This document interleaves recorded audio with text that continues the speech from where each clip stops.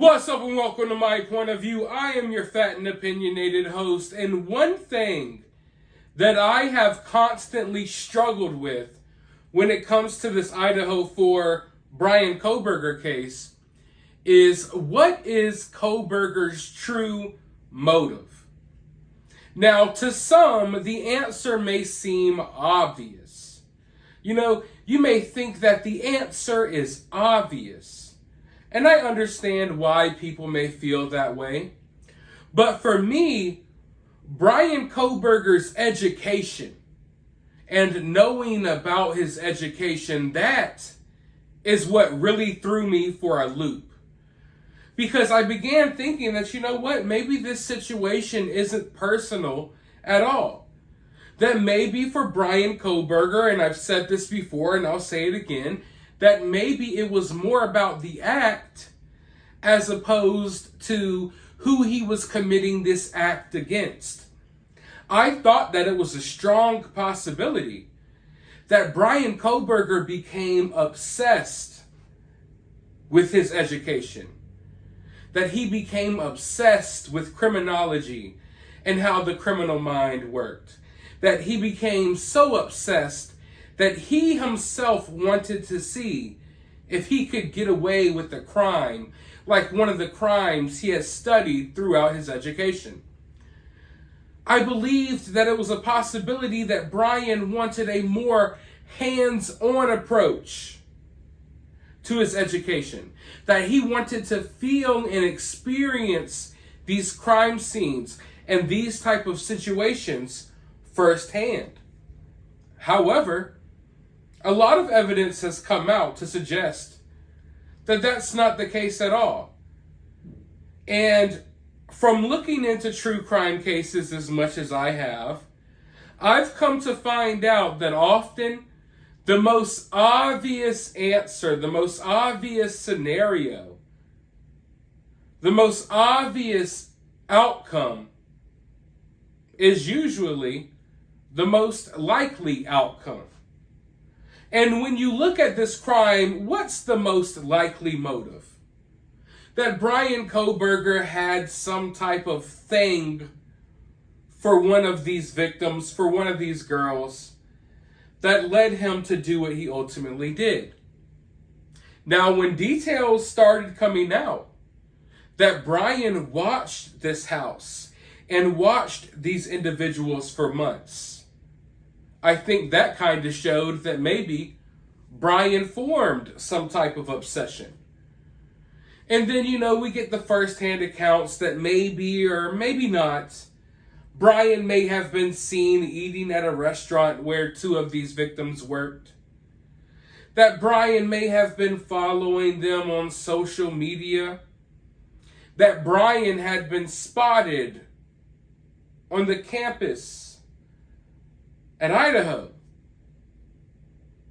So there were a lot of things that came out that would suggest that maybe, or even most likely, this wasn't about Bryan's education at all. This was more about an obsession that he grew for one of these young ladies, or possibly, Ethan, or multiple of these victims.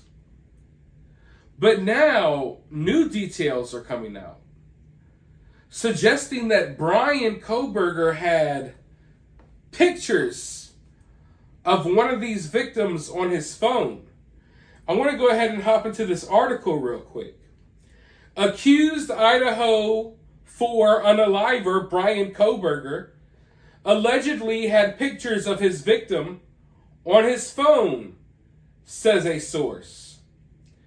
The man accused of unaliving 4 University of Idaho students last November allegedly had pictures of one of the female victims on his phone, a source familiar with the investigation has revealed.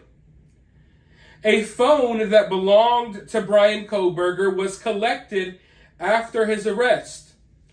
According to the source, authorities found pictures of the victim on the device.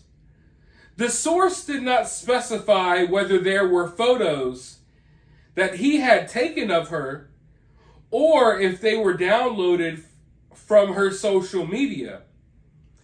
He had more than one picture of her. It was clear that he was paying attention to her, the source says. So we don't get much information there. But we know now, allegedly, Bryan Kohberger had photos of one of these victims on his phone. Now, the interesting part is they specified that it was one of the victims, which would make you think that this attack was targeting one person, even though he winded up killing 4 people. But I would think that if his phone only contained photos of one of the victims, then that had to be his main target. The question is, when were these photos taken? Was Bryan crazy enough? I doubt it. But was he crazy enough to take photos at the scene after he did what he did? I don't think that's the case. Also, I mean, this was done in a really short amount of time. I don't think he went that far. And I don't think that he's that stupid. But then again, you never know. Maybe he's just that crazy. But are these photos that he was downloading from Instagram or Facebook? Or was he snapping photos along the way while stalking these victims? This is a big deal because if there's photos downloaded off the internet, I mean, for one, that still doesn't look good for him. That's a detail that's not going to look good in trial.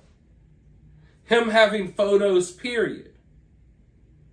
But it makes it 1,000 times worse if these are photos that he took while watching these people. And it puts the nail completely in the coffin if there's a photo taken at the crime scene. So I am really interested in finding out who, and honestly, it's not even, for me, it's not even who, when and how these photos came about. That's what I'm most interested in.